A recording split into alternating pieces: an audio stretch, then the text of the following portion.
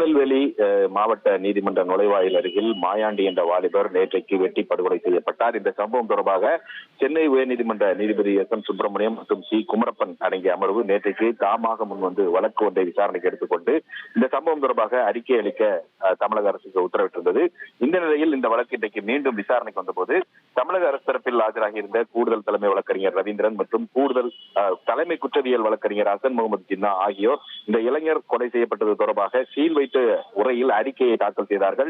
மேலும் இந்த நீதிமன்றங்களில், மாவட்ட நீதிமன்றங்களில் பாதுகாப்பு ஏற்பாடுகள் செய்வது தொடர்பாக அரசுடன் மேற்கொள்ளப்பட்டிருக்கக்கூடிய கடித போக்குவரத்துகள் உள்ளிட்ட விவரங்களும், அந்த நிரந்தரமாக அனைத்து நீதிமன்றங்களிலும், தமிழகம் முழுவதும் உள்ள அனைத்து நீதிமன்றங்களிலும் பாதுகாப்பு ஏற்பாடுகளை மேற்கொள்வதற்கு உரிய திட்டங்கள் அரசுக்கு அனுப்பி வைக்கப்பட்டிருப்பதாகவும், அதை அரசின் ஆய்வில் இருப்பதாகவும் கூறி அது சம்பந்தமான ஆவணங்களையும் தாக்கல் செய்திருந்தார்கள். இதே தவிர நேற்று நடந்த சம்பவத்தின் தொடர்பாகவும் அந்த வீடியோ காட்சிகளையும் நீதிபதியிடம் காட்டினார்கள். இந்த வீடியோ காட்சிகளை பார்த்த நீதிபதிகள் ஒரே ஒரு சிறப்பு உதவி ஆய்வாளர் மட்டும்தான் இந்த கொலையாளியை பிடிக்கும் முயற்சியில் ஈடுபட்டிருக்கிறார்கள்.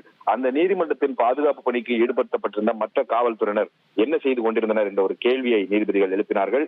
எதற்காக இந்த கொலை சம்பவம் நடந்தது என்பதை பற்றி தங்களுக்கு கவலை இல்லை.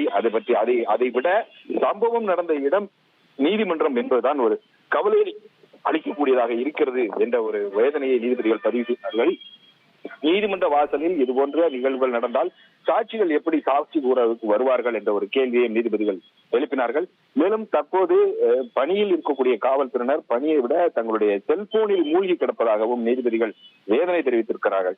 இதற்கு பதிலளித்த கூடுதல் தலைமை வழக்கறிஞர் 90% காவல்துறையினர் அர்ப்பணிப்புடன் பணியாற்றுவதாக தெரிவித்தார். இதைத் தொடர்ந்து இந்த கொலை சம்பவத்தின் போது பணியிலிருந்து கவனக்குறைவாக செயல்பட்ட தவறிழைத்த காவல்துறையினர் மீது விசாரணை நடத்தி நடவடிக்கை எடுக்க வேண்டும் என்று திருநெல்வேலி காவல் ஆணையருக்கு நீதிபதிகள் உத்தரவிட்டிருக்கிறார்கள்.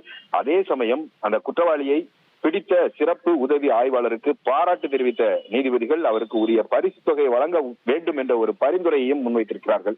மேலும் நிரந்தர பாதுகாப்பு ஏற்பாடுகள் செய்யப்படும் வரைக்கும் தற்காலிகமாக, இடைக்காலமாக நீதிமன்றங்களில், தமிழகம் முழுவதும் உள்ள நீதிமன்றங்களில் தேவையான ஆயுதம் ஏந்திய காவல்துறையினர் பாதுகாப்பை வழங்க வேண்டும் என்று உத்தரவிட்டு இந்த வழக்கின் விசாரணையை ஜனவரி 7ஆம் தேதிக்கு தள்ளி வைத்திருக்கிறார்கள்.